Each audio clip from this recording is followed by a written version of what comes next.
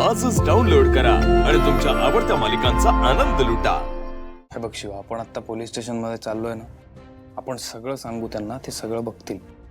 पण इथे घरात आता कोणाला काही सांगू नकोस। अरे असं कसं आशू, पण सीताई विचारतील ना। त्यांना काहीतरी आपण खोटं कारण देऊ। अच्छा, म्हणजे माझ्यावर कोणी विश्वास ठेवत नाही म्हणून तू असं सगळं करायला सांगतोय ना। काळजीपोटी बोलतायत ते। आशू, पण तुला काय वाटतं? शिवा मला काही ऐक, एकदा का आपल्याला पुरावा मिळाला की आपण सगळ्यांना सांगू शकतो। पण आपल्याला पुरावा मिळू दे आधी। त्यासाठी पोलिसांना तपास करणं गरजेचं आहे। आणि आपण जर पोलिसांवर विश्वास ठेवला नाही तर तेही नीट तपास करू शकत नाही। सो आता आपण तिथे जाऊ, त्यांना सगळं सांगू। पण तू कुठलाही तडकाफडकी निर्णय घेऊ नकोस। तिथे झालं सगळं सांगून की डायरेक्ट घरी ये। ओके? ठीक आहे, चल चल।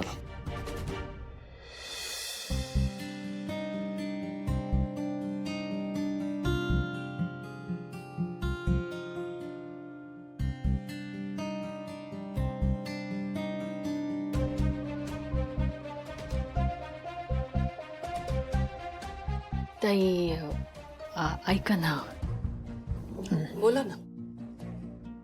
ते काल संपदाला जाग आली का हो? मी दरवाजा ठोठावला त्यामुळे, म्हणजे मी माफी मागते बरं का, माझं जरा चुकलंच। मी असं सगळ्यांना घाबरवायला नको होतं, किती गोंधळ झाला हो त्यामुळं। नाही शांताबाई, संपदा शांत झोपली होती, तिला जाग नाही आली।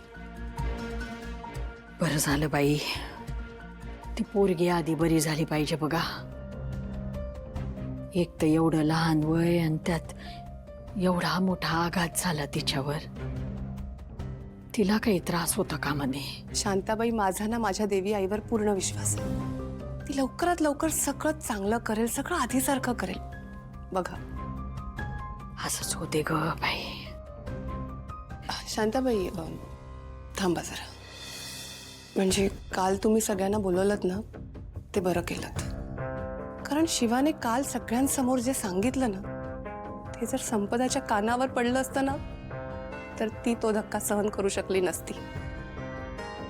त्यामुळे काल सगळ्यांसमोर तो विषय तिथेच थांबला, ते एक बरं झालं। खरंय ना, पण मला काळजीच वाटते हो। म्हणजे शिवाला जर खरंच कोणी मारायचा प्रयत्न करत असेल तर। अहो, शिवाला कोणी मारायचा का प्रयत्न करेल?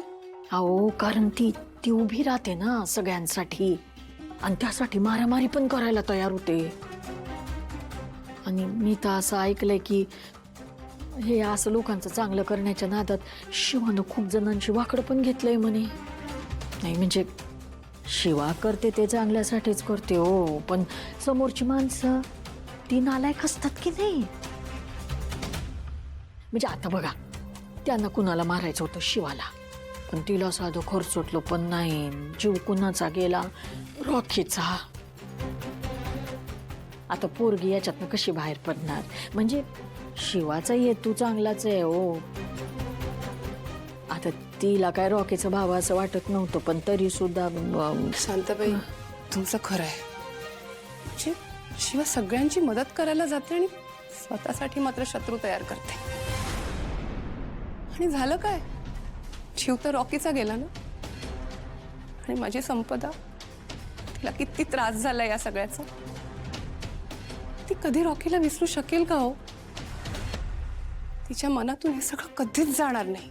नाही म्हणजे शिवाची काही चूक नाहीये, पण मान्य आहे की शिवाने हे सगळं जाणीवपूर्वक नसेल केलं। जबाबदार तर तीच आहे ना या सगळ्याला।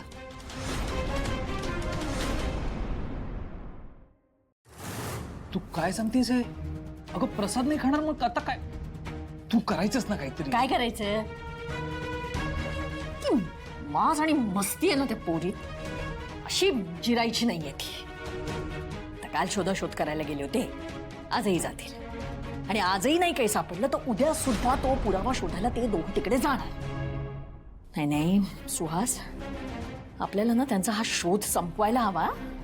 असा हातावर हात धरून बसून नाही चालणार। त्यासाठी तू आता त्यांचा पाठलाग कर आणि ते काय करतायत काय नाही याची इत्यंभूत माहिती मला दे। मी त्यांचा पाठलाग तर मी करतोच, पण समजा त्यांच्या हाती काही पुरावा लागलाच तर त्यावेळी मी काय करू? ते तू काही करू नकोस, तू फक्त मला माहिती पुरवायचं काम कर. मग इथे घरी कसा गोंधळ घालायचा ना त्याची सोय करायला घेतली आहे मी.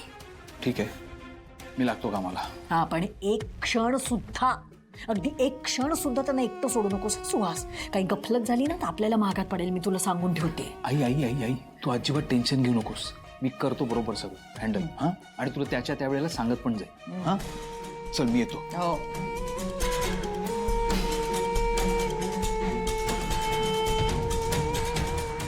शिवा, तुला ना अशी इतक्या सहजासहजी जिंकू देणार नाहीये मी.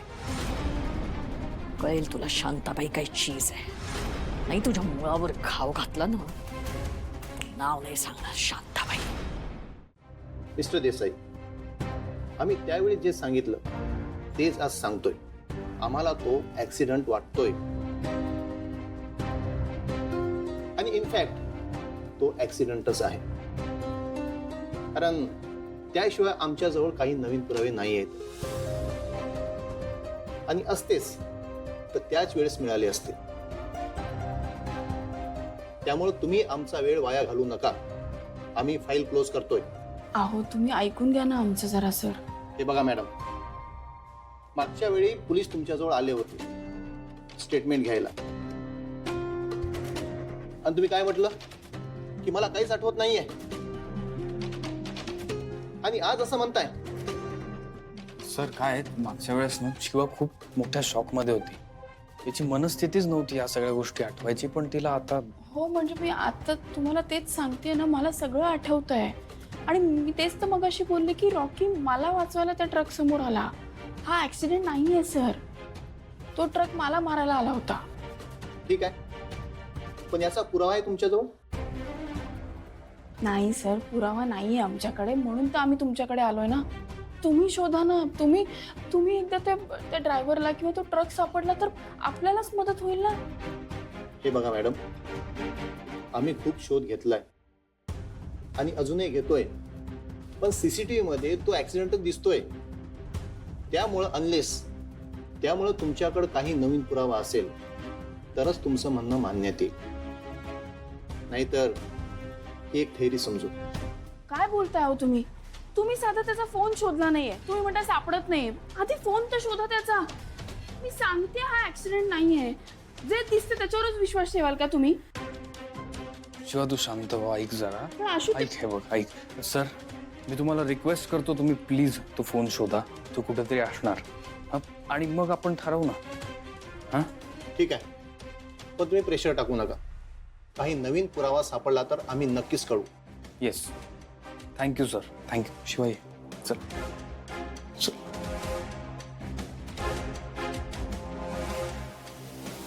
आशु तू का आला बाहेर? ते काही सिरियसली घेत नाही आपलं बोलणं. शिवा माझं ऐक, आत्ता आपल्याला तुमचं ऐकावं लागेल.